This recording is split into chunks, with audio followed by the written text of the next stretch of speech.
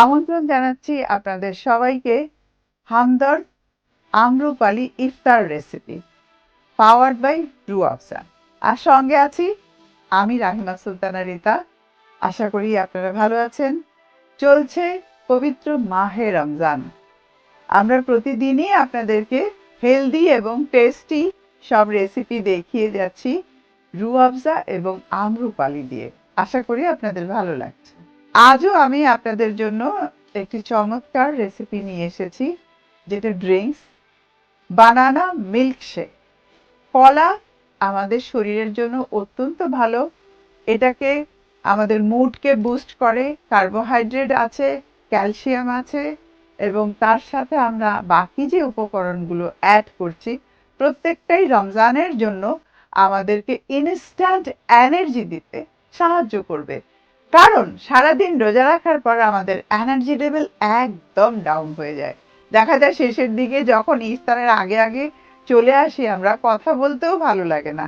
এটা সত্যি, কারণ যেহেতু আমাদের তখন স্টমাক একদম এমটি, এনার্জি লেভেল ডাউন, সেই জন্য আমাদেরকে শুরু করতে হয় এমন কিছু এনার্জি খাবার দিয়ে, বিশেষ করে ড্রিঙ্কস দিয়ে।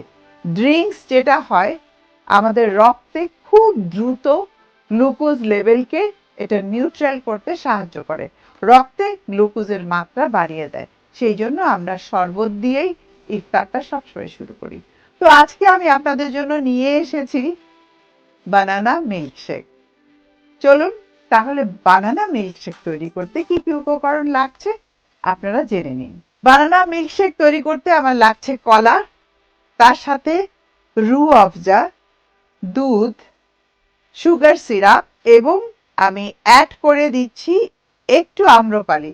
আসলে মিক্স করেই আমি এটা তৈরি করব, কারণ যে কোনো জিনিসই যখন আমরা খুব কয়েকটা জিনিস একসাথে হয়, যেমন আম্রপালির আমের যে ভিটামিন আছে সেটা আমরা পেয়ে যাচ্ছি, রুহ আফজার মধ্যে অনেক ফলের মিশ্রণ পাচ্ছি, পাশাপাশি মিল্ক এবং কলা।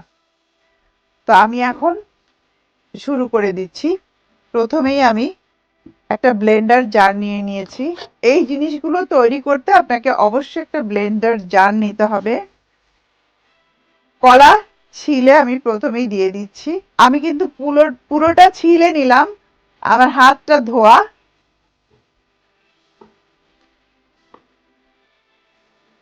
একটু কেটে দিতে হবে, তাহলে খুব ভালোভাবে ব্লেন্ড হবে। কলা আমাদের প্রতিদিন খাওয়া উচিত একটা করে।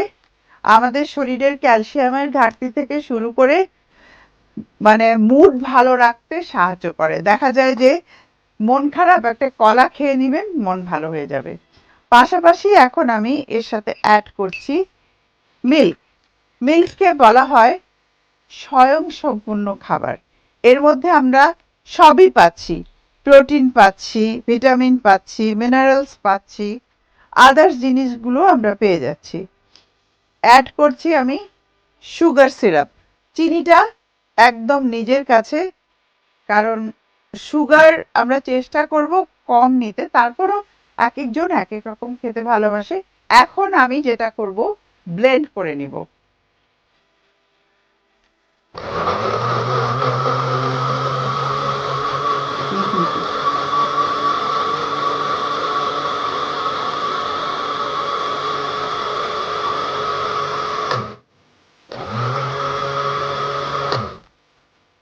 আমার ব্লেন্ড হয়ে গেছে, এরপর আমি পরিবেশন করে দেব।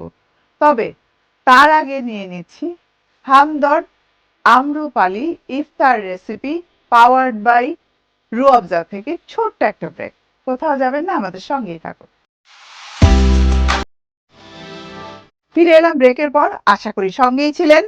এই যে আমরা শেকটা তৈরি করলাম, এই ধরনের যে ড্রিঙ্কস গুলো আছে যত সুন্দরভাবে পরিবেশন করা যায় ততই কিন্তু ভালো লাগে। তো আমি সেই কথা ভেবেই এটাকে কয়েকটা কালার দিয়ে আমি সার্ভ করব। আপনি দেখুন, আমি প্রথমেই দিয়ে দিচ্ছি এখানে আম্রপালি। আমার গ্লাসের গায়েও দিব আর নিচেও দিব, যেন একটুখানি অরেঞ্জ একটা নিচে থাকে কালার। আসলে খাবারের রং, রূপ, রস, গন্ধ সবকিছু মিলেই কিন্তু ফুড। ফুড কথা বলে, আমার সাথে তো অন্তত বলে। সব খাবারের সাথেই আমার একটা আলাদা সখ্যতা আছে। আমি এখন রু আফজা দিয়ে দিচ্ছি। রু আফজা নামটাই কিন্তু চমৎকার, আর এর মধ্যে অনেক ধরনের তাজা ফলের রস দিয়ে এটা তৈরি করা হয়, সাথে সুইট থাকে।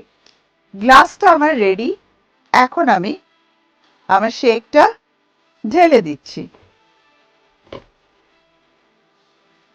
পরিবারে সব ধরনের বয়স্ক থাকে, বাচ্চারা থাকে, তো তাদের জন্য আপনি যদি এরকম করে কালারফুল ড্রিঙ্কস সার্ভ করেন, দেখবেন সবাই ভীষণ ভালোবাসবে। আমার হয়ে গেছে,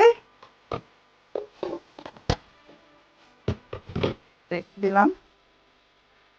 এইবার আমরা চলে যাব, দেখুন রু আফজা দিয়েও চমৎকার একটা ডিজাইন হয়ে যায়।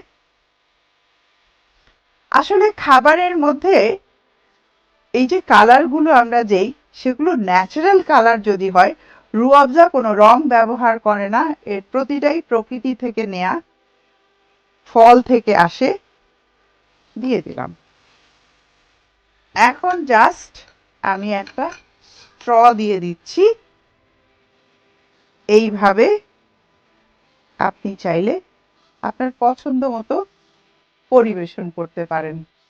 একটা জিনিস মাথায় রাখতে হবে, রমজান মানেই আমাদের সিয়াম সাধনা, মানে সাধনার মাস এটা। আমরা যদি অন্য সময় দেখা যায় যা খাই, এই সময়টা কিন্তু আমাদের তার চাইতে পরিমাণে একটু কম খেতে হবে। আমরা কি করি, এত খাই যে ইফতারির পরে আমরা নড়তে পারি না। আপনি যদি আপনার খাবারটাকে 4টা ভাগ করে ফেলেন, আপনি ইফতারে বসে এরকম চমৎকার একটা বানানা শেক নিয়ে নিলেন, সাথে অল্প কিছু খেজুর খেলেন বা একটু স্ন্যাক্স আপনার যেটা থাকে সেটা খেলেন, তারপর আপনি নামাজে চলে গেলেন। নামাজ পড়ে এসে তারপর আপনি আপনার যা থাকে সেখান থেকে একটু খেলেন, দেন একটু হাঁটাহাঁটি করলেন, টিভি দেখলেন, তারপরে আপনি আপনার যেটা ডিনারে চলে গেলেন। তখন ডিনারে কিন্তু কার্বোহাইড্রেট দরকার, প্রোটিন দরকার, কিছু ভেজিটেবলস দরকার, এটা আপনি খেলেন। আর কোনো মতেই আপনার সেহেরি স্কিপ করা যাবে না। সেহেরিতে আপনাকে খেতেই হবে, কারণ সেহেরি যদি ভালো না হয় আপনি সারাদিন রোজা রাখতে পারবেন না। সেহেরিতে আপনাকে অবশ্যই আপনার পছন্দ মতো মিল নিতে হবে। অনেকেই আছে যারা মানে স্পাইসি খাবার খেতে চায় না, তারা চাইলে আম্রপালি, দুধ, ভাত একসাথে মিক্স করে খেয়ে নিতে পারেন। প্রিয় দর্শক, আজকে আমি আপনাদের যে বানানা মিল্কশেকটা তৈরি করে দেখালাম, এই বানানা মিল্কশেকের পুরো প্রস্তুত প্রণালীটি আপনাদের সুবিধার জন্য আরেকবার দেখে নিন। আমাদের কিন্তু সময় একেবারে শেষ পর্যায়ে আমরা এসে গেছি। হামদর্দ আম্রপালি ইফতার রেসিপি পাওয়ার্ড বাই রু আফজা থেকে আমি রাহিমা সুলতানা রিতা আজকের মতো বিদায় নিচ্ছি। আগামী দিন একই সময় আবারও আপনাদের সামনে হাজির হয়ে যাব এটিএন নিউজের পর্দায়। কোথাও যাবেন না, ঠিক টাইম মতো চলে আসবেন আমাদের সাথে। দেখা হবে আবারও, ভালো থাকবেন। আম্রপালি ইফতার রেসিপি পাওয়ার্ড বাই রু আফজা।